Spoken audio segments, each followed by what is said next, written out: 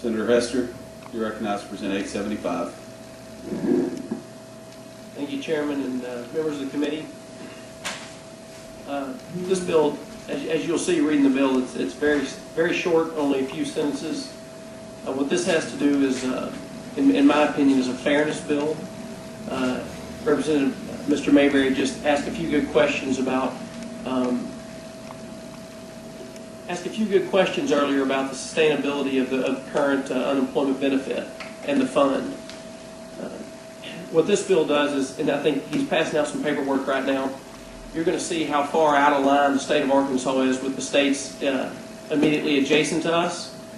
What this bill will do, it will allow the state of Arkansas to be competitive with the states around us, which allows our businesses to compete with states around us, and most importantly, is for the sustainability of our unemployment benefit.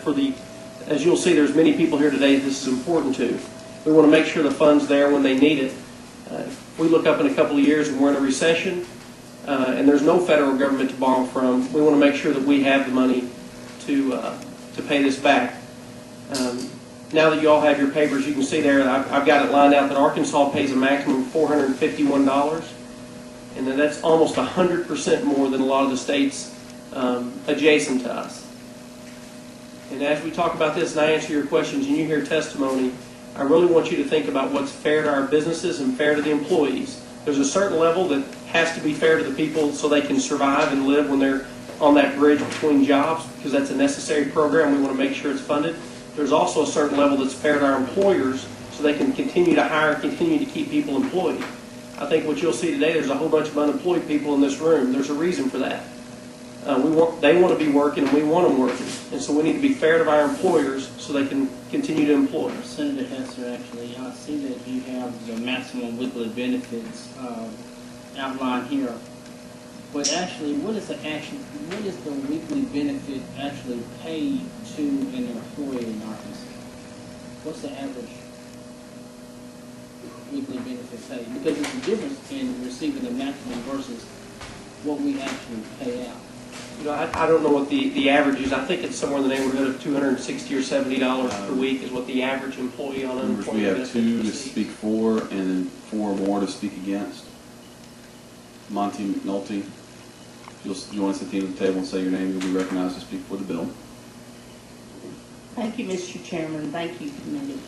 I'm Monty McNulty, Executive Director of the Arkansas Hospitality Association, and we are here today in support of SB 875.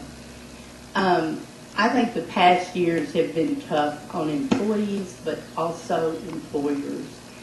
And there are a lot of employers in Arkansas that have worked very hard to not lay off anybody, to hold fast to their employees, and that's been a really good thing. This bill will lower the maximum weekly benefit that the businesses have paid all through this down period, but Arkansas will still be above the 6-state average of all the neighboring states. It will still be at a good rate. This bill is about ensuring the fund for the future, the unemployment fund. If we go back into a slump, we will not be solvent and we will not be strong. And we want that fund to be solvent and strong. We've had to borrow a lot of money, pay a lot of fees and a lot of fines. And I've also asked, and Gordon Gondek, he's a longtime member, and I've asked him to give you some information from the business side of this. But we urge you to vote for this bill. My name is Tori Huggins, and I'm a pipe welder out of Conway. And I'm speaking against this bill largely in the fact that I'm a contract worker. I work in the state as much as possible, but at times I have to find work outside of the state, and at times I'm gone for months at a time. When I complete a job, it could be 2, 3, 4 weeks, sometimes even longer before the next job is going to start, and that's to no fault of my own, because I am ready to work each day. I'm always on call. And those few weeks that I spend on unemployment in between jobs are crucial to me staying afloat and not taking large steps backwards for what I just worked so hard for. And personally, I don't have kids, but that doesn't mean I don't have a family to support. And the times that I struggle on unemployment stuff, I can only imagine what it's like for families with kids and larger bills and stuff than I have. $125 a week cut might not seem like much to some, but to some, that's the difference in being able to afford your baby's diapers, your parents' medicine, or even being able to put enough food on the table. And those are necessities, and those comes after, you paid all your month's worth of bills. Senator Hester said a while back ago that, so many people abuse the system.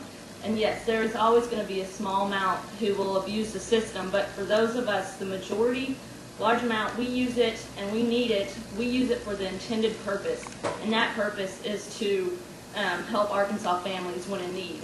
And I personally believe if this bill goes through, it's going to set Arkansas backwards and not move us forward. Arkansas business has been through the recession just like everybody else, and we've suffered, given up a whole lot of things, most of which are profits. We tried with 850 to get a little bit of relief from what we consider to be excessive unemployment taxes, and we failed there. So we're here to try to talk about building the reserve back up. The previous lady that testified said it's going to reduce things by 125 a week. That's at the very top.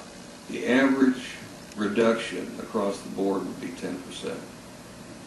And what that means is, and we got these numbers from the Department of Workforce Services, that would add $50 million a year to the unemployment trust fund.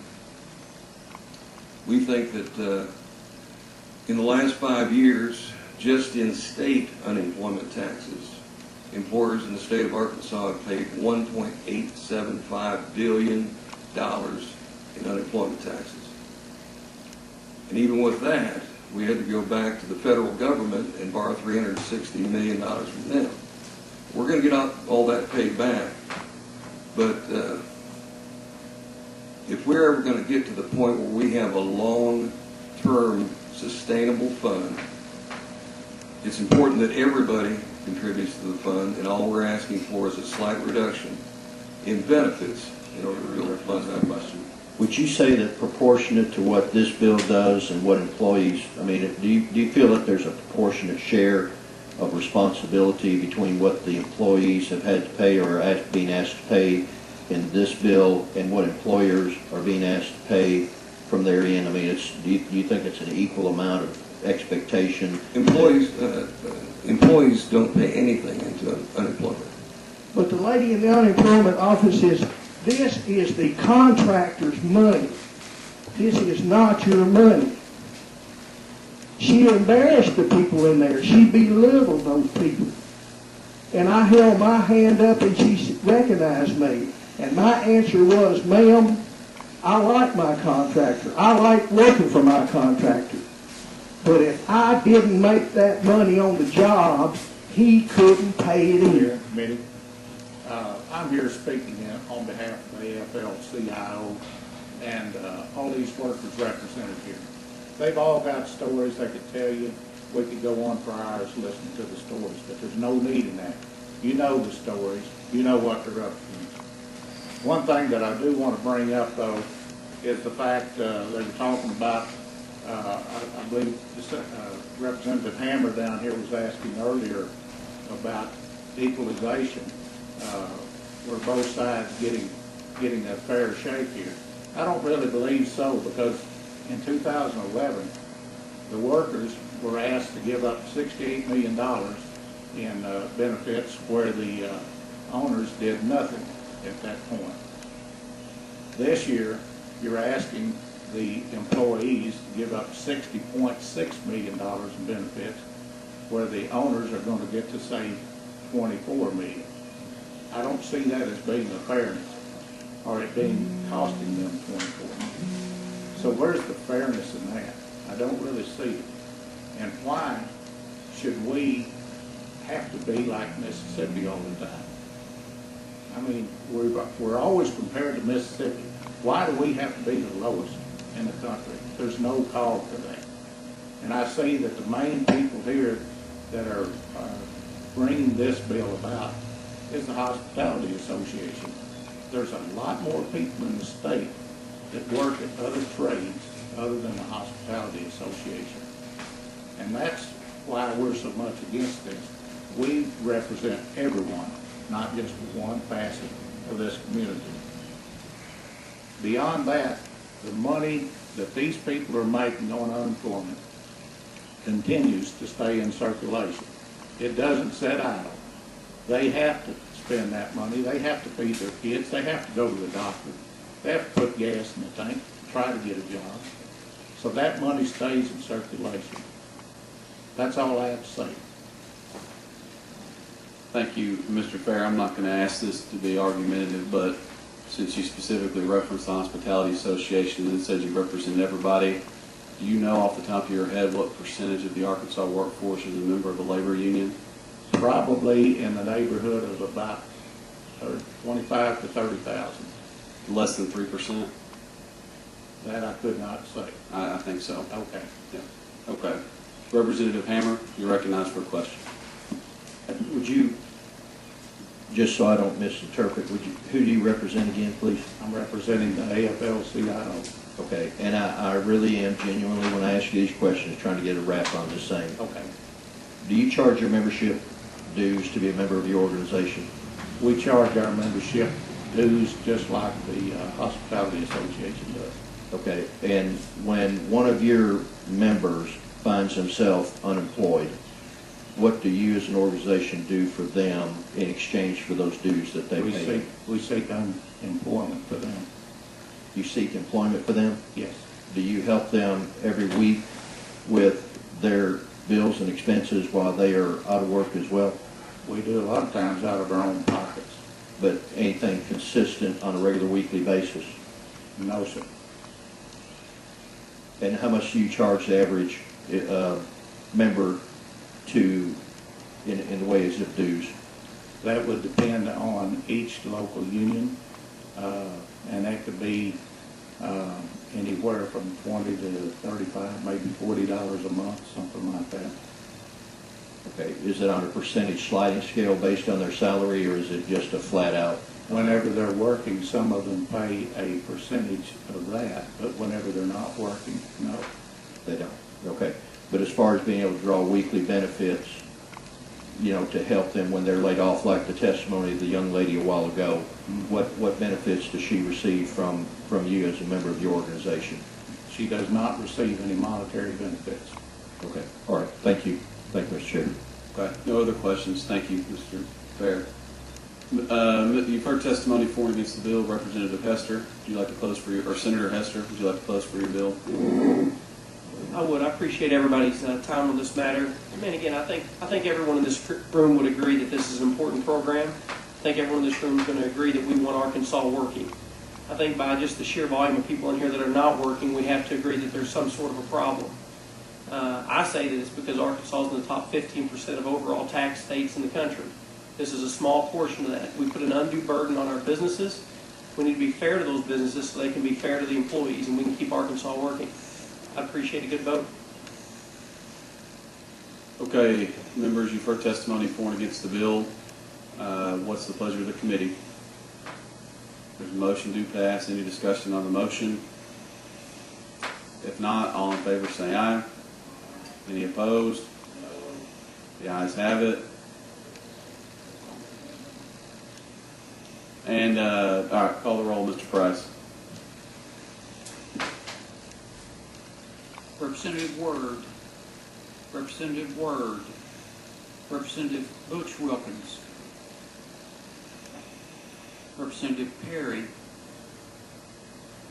Representative Malone, Representative Hank Wilkins, Representative Hank Wilkins, Representative Levy, Representative Love, Representative Link, Representative Harris, Representative Wardlaw, Representative Wardlaw, Representative Hammer, Representative Branscombe, Representative Meeks, Representative Mayberry, Representative Overby, Representative Ritchie, Representative Ritchie, Representative Wama, Representative Ferguson, Vice Chair Murdoch, Vice Chair Murdoch, Chair Burris. Failed to pass